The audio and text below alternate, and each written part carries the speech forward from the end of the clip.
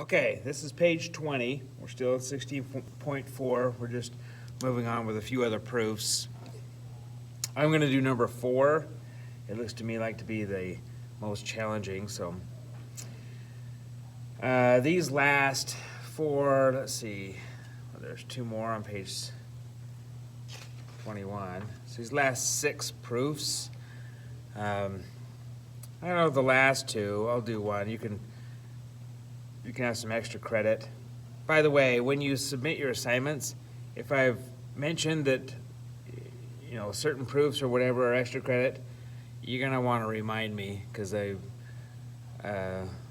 won't be able to remember which class I told which is extra credit and whatnot. So I'll have an idea if you remind me. I'll remember. Oh yeah, those last few proofs or whatever were extra credit. But anyway, you're gonna do these 4. I'm gonna do one of them. I'm gonna do number 4, and then I'm gonna do one on the next page, 21, and you can do one of those for extra credit on the back page. Okay, here we go. So this one, these 2 triangles we want to prove, I've looked at the 2 triangles I want to prove to get an idea of what they are. I'm going to mark and write down the given. So S to X, S to Y, XR, and YT. So SX to SY, also XR and YT. Those are both given. Okay, so also I noticed the 2 triangles that I'm trying to prove together share this angle. So I'm just going to write it down.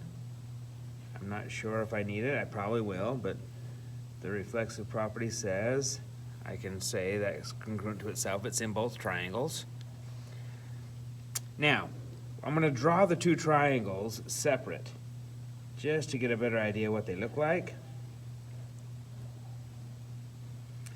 And sloppily mark what is congruent. Okay, this is what I have. This other little piece here is just a piece of this one, right? It's a piece of this longer side. Okay, so this piece right here represents this side. This piece right here represents this side. But those 2 together, the way they're drawn would be this whole side here. So how are we going to get around that? Well, those should be congruent. This whole side should be congruent to this whole side. Those 2 sides should be congruent because this piece plus this piece is the same as this piece plus this piece. So that reminds me about segment addition.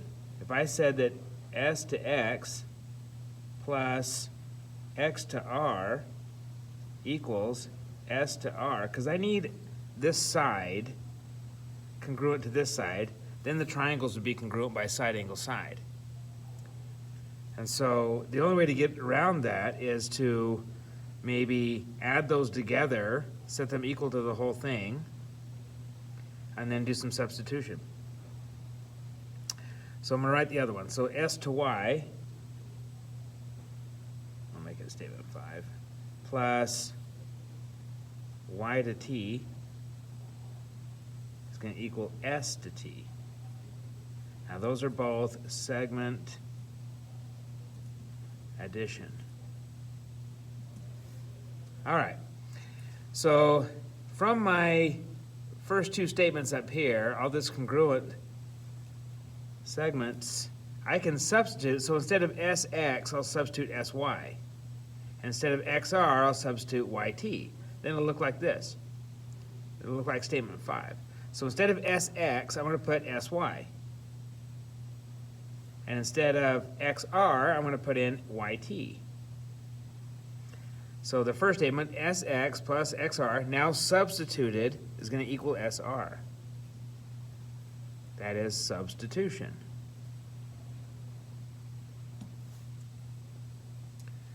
Okay, once I've substituted that, now 5 and 6 are the same, right? They're both SY and YT. So that means ST and SR are congruent, transitive. That's the transitive property, where these two, ST and SR, are both congruent to the same thing. Now, once that's proven, now I have side angle side on those triangles. So I'm going to say triangle, or therefore, triangle RSY is congruent to triangle DSX, side angle side. All right, let's go to page 21.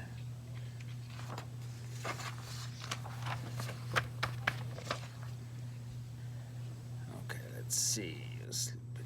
There we go. So I'll give you a hint on 5. I'll do 6, but I'll give you a hint on 5. On 5, one of the key pieces is you'll use the base angles theorem. And you're going to have some angle addition. And you're then going to substitute, just like I did on that question 4, kind of.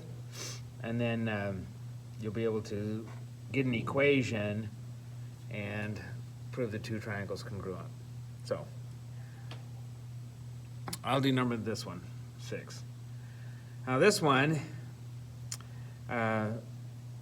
we have a bunch of parallel lines. So if we write that all in, P, Q, parallel to RS, and we have PT parallel to QS, and we have QR parallel to ST.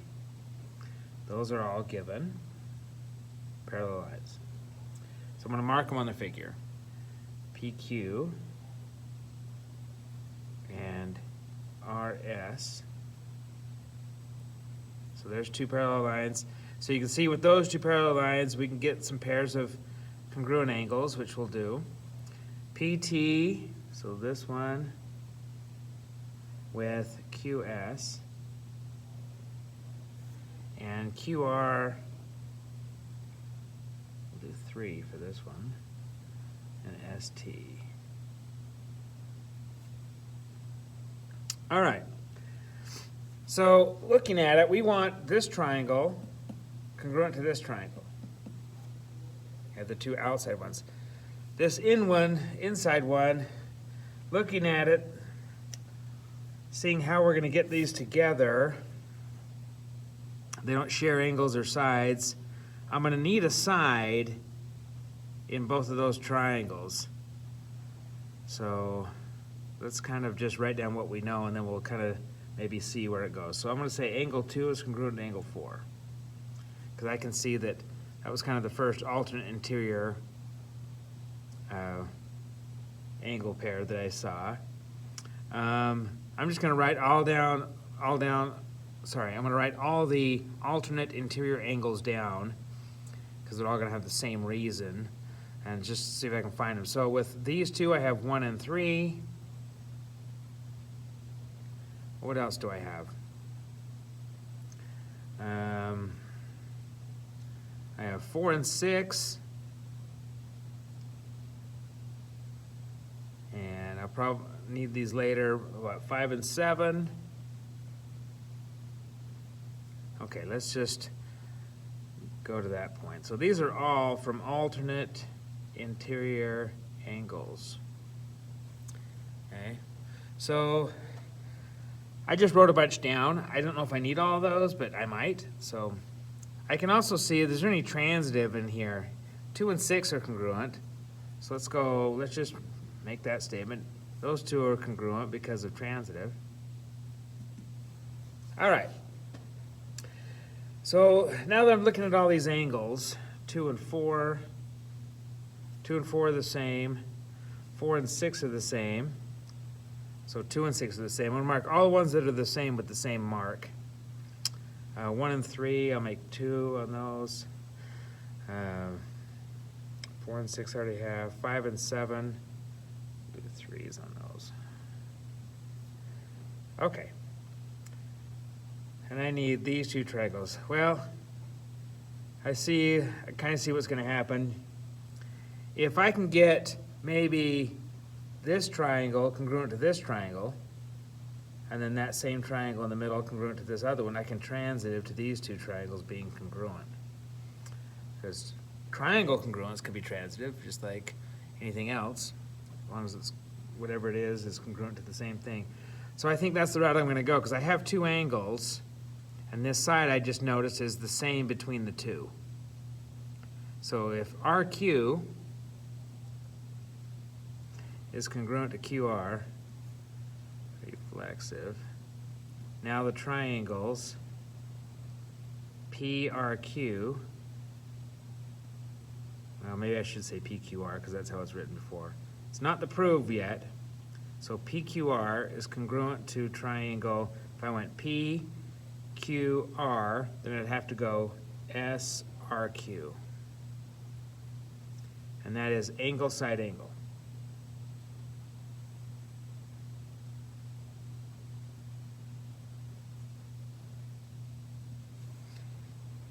I guess technically you could say angle, angle, side, but the side is between the two angles, so we'll say angle, side, angle. All right, so I've got these two triangles congruent. Now, can I get RST congruent to that same one? Well, sure, because I can kind of do the same thing. I can say that RS is congruent to SR, so I'm gonna do the same route here.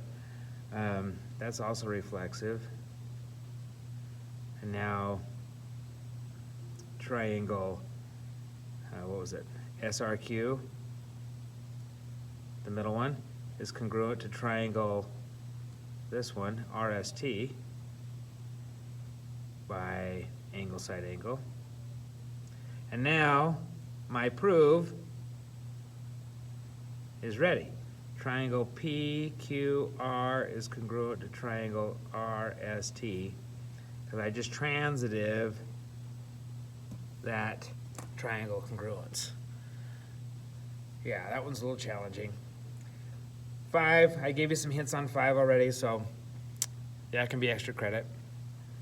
All right, thanks.